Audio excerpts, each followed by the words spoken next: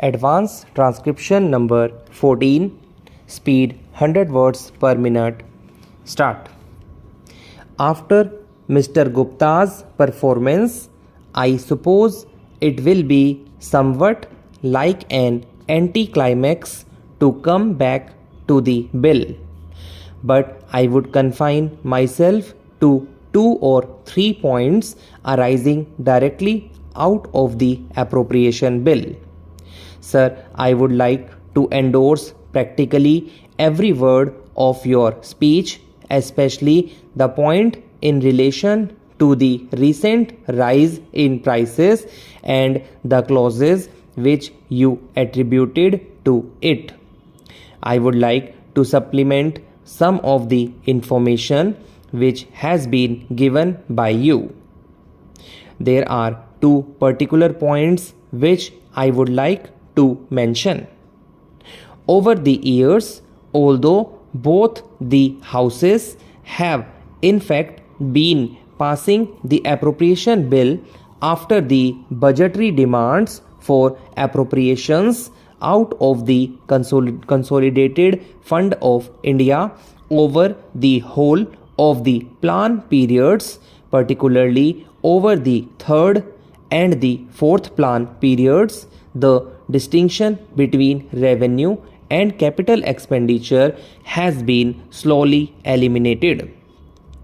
As a matter of fact, it is now practically impossible, if you go through the budget papers, to arrive at any appropriate or rigid distinction between revenue and capital expenditure. Sir, another thing has happened. Over the plan period, another distinction between plan and non-plan expenditure has also been slowly eliminated.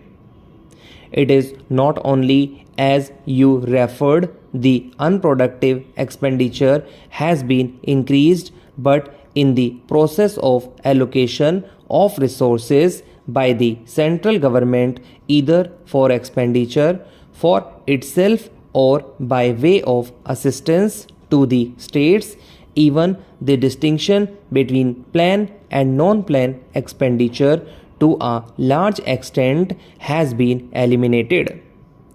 I would refer to a third point.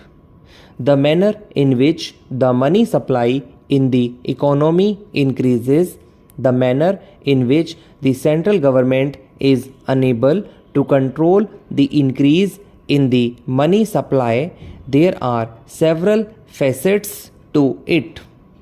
If you look at the budgets of the states, the budgets which have been presented recently by the states, you will find that of the 16 or 17 states, hardly 3 have presented surplus budgets. The overall cumulative deficit of the state budgets is practically rupees 160 crores.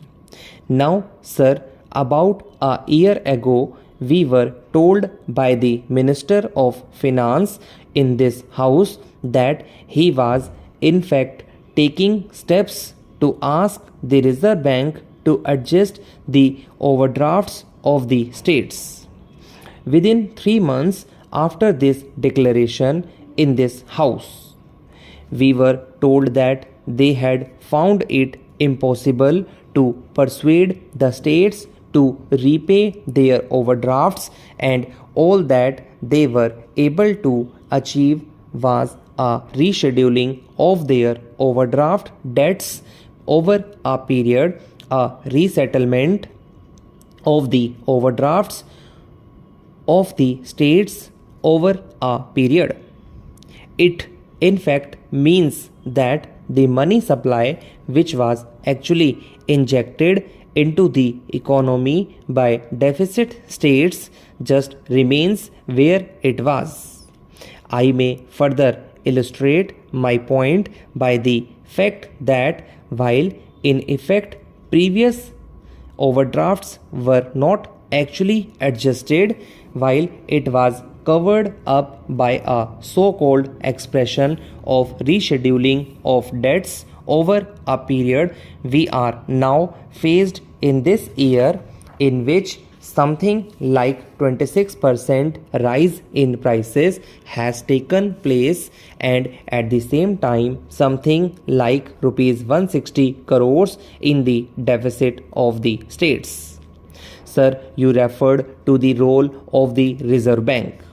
I would also like to refer to it. You quite rightly referred to the fact that at the beginning of the busy season last October, the Reserve Bank had laid down that there will be an expansion of monetary supply only by rupees 650 crores. But within 6 weeks of the declaration by the Reserve Bank, something like rupees 450 crores had already been injected into the economy by way of expansion of credit. Sir, I am one of those who is fairly immediately aware of the manner in which operations are conducted by the nationalized banks. I was also connected with the nationalized banks even after nationalization. Nationalized banks, instead of being more rigidly controlled by the Reserve Bank in terms of the Banking Companies Act, in fact are acting practically on their own in whatever fashion they want to. You will be interested to know that very soon after the Reserve Bank credit squeeze was announced, the major parties who were entitled to the advance limits of rupees 1 crore or more, in fact, run away with their credit limits by the simple process of transfer to current accounts.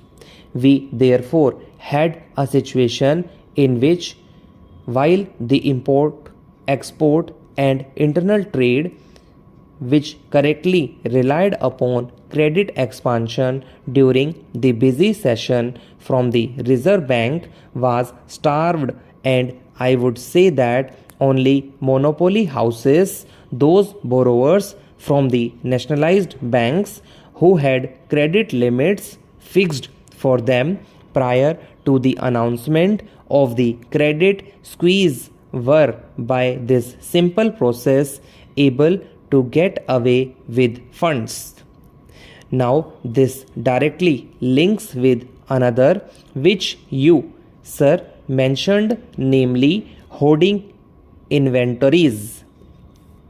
This process of complete failure of the nationalized banking system to exercise control led in fact to the monies transferred being utilized for building up inventories. You may spend less and still you may feel very happy about it. Efficiency does not mean only a measurement in terms of money. Delays, inefficient administration, late running of trains, loses delay in moving the passenger and goods traffic, all these contribute to setback to national development as well as efficiency. Sir, so much has been said about coal and about the failure of the railways to transport coal. Coming from a place with the largest production of rice, I can say with great emphasis that in Andhra, for want of wagons, rice could not be transported to the south and to other places, especially Kerala. Not only rice, but with regard to articles like jiggery, charcoal, timber, firewood, and other things, there was a heavy blockage in Andhra as far as the railways were concerned. Sir, while taking about coal, many honorable members referred to Bihar and West Bengal. But I would like to mention a word about the coal mines of the south.